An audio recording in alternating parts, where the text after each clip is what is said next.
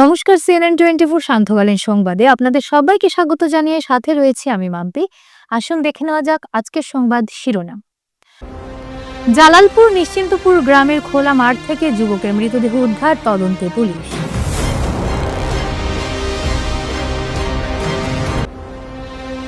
কাটিগড়ায় ৬৪ জন হিতাধিকারীর হাতে মুখ্যমন্ত্রীর ত্রাণ তহবিলের চেক বিতরণ, বিধায়ক খলিল।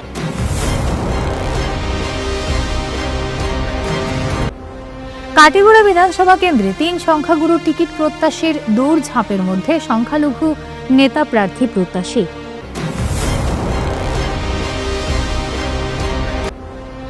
বরাকের শিক্ষাবিদ ডক্টর অমলেন্দু চক্রবর্তী পাচ্ছেন গোপীনাথ বরদলৈ রাষ্ট্রীয় সংহতি পুরস্কার।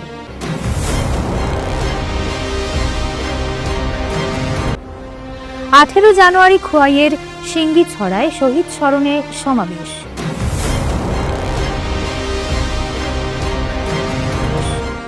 এবারে সংবাদ বিস্তারিত। কাটিগড়া বিধানসভা এলাকার জালালপুর নিশ্চিন্তপুর গ্রামে শুক্রবার সকালে এক যুবকের মৃতদেহ উদ্ধারকে কেন্দ্র করে চাঞ্চল্যের সৃষ্টি হয়েছে। মৃত যুবকের নাম জবরুল ইসলাম। তিনি স্থানীয় বাসিন্দা হানুল মিয়ার ছেলে বলে জানা গেছে।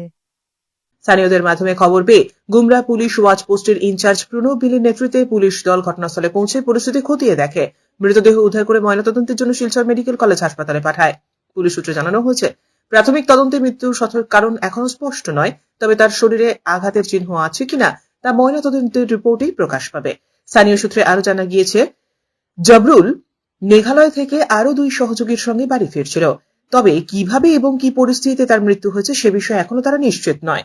এই ঘটনাকে কেন্দ্র করে এলাকায় চরম উত্তেজনা বিরাজ করছে।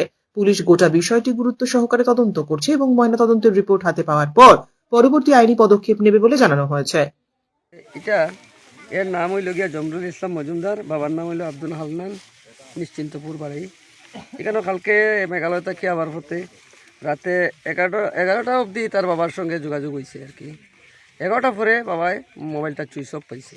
সুইচ অফ পাইয়া একটু চিন্তা করছে যে ছেলেটা এখনও আইলো না।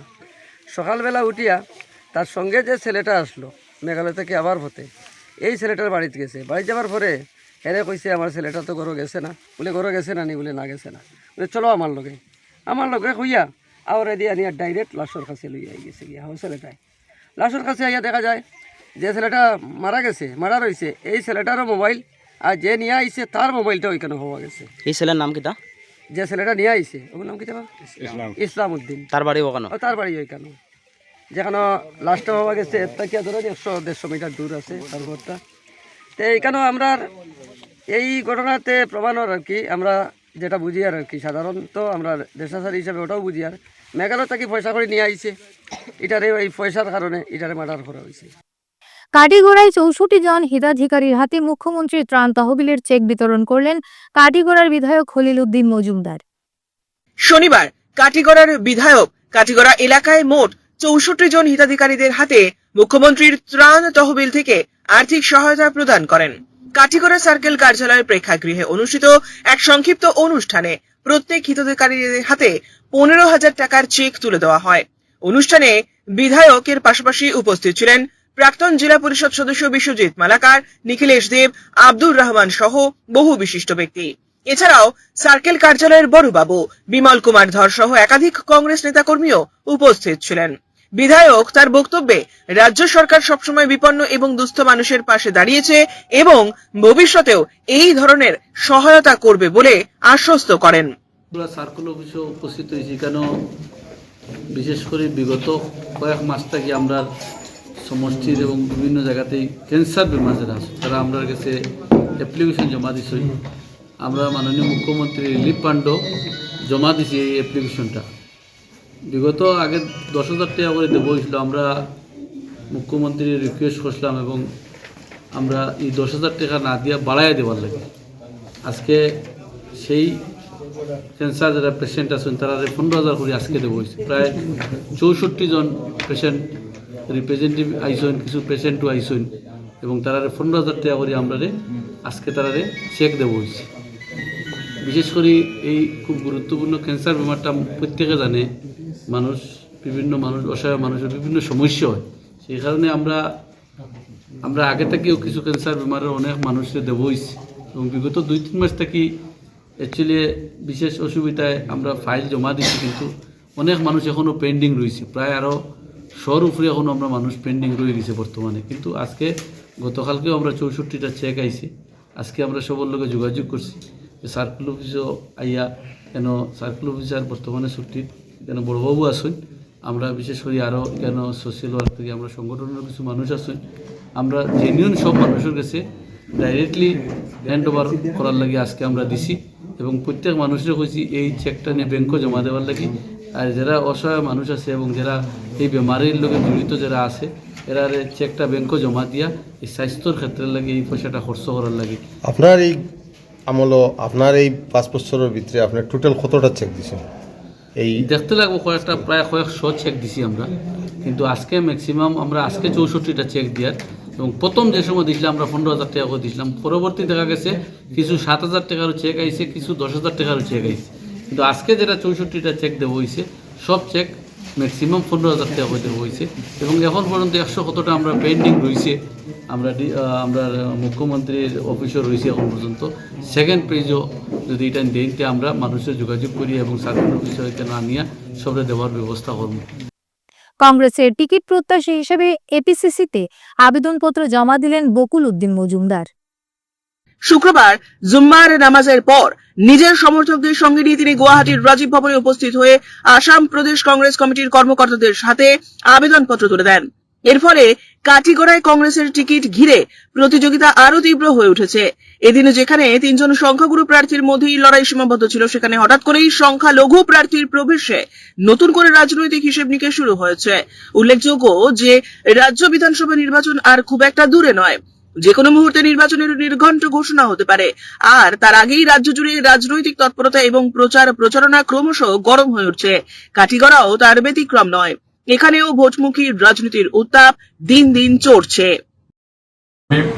বকুল উদ্দিন মজুমদার 116 নম্বর কাটিগড়া বিধানসভা থেকে আজকে আমি প্রদেশ কংগ্রেসও আমি আমার নমিনেশন অ্যাপ্লাই করলাম। আমি কাটিগড়া বিগত দিন থেকে কংগ্রেসের সঙ্গে জড়িত।